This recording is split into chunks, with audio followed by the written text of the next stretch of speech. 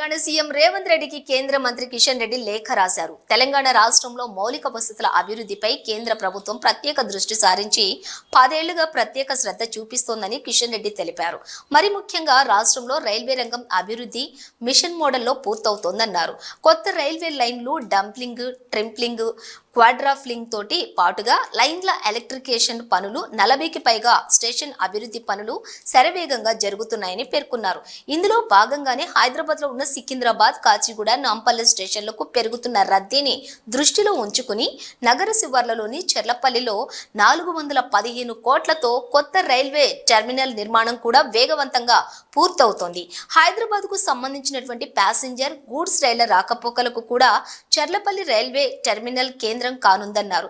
ఇలాంటి కీలకమైన railway terminal నిర్మాణం దాదాపుగా పూర్తయిందని కిషన్ రెడ్డి తెలిపారు. ట్రాక్లతో పాటుగా స్టేషన్ నిర్మాణం, ప్రయాణికుల కోసం వసతుల్ని అన్ని పూర్తి కావచ్చాయన్నారు. ఇక ఈ టెర్మినల్ పూర్తవగానే ప్రత్యక్షంగా ప్రారంభోత్సవానికి హాజరై ప్రజలకు అంకితం చేసేందుకు పీఎం నరేంద్ర మోడీ కూడా అంగీకరించారని చెప్పుకొచ్చారు.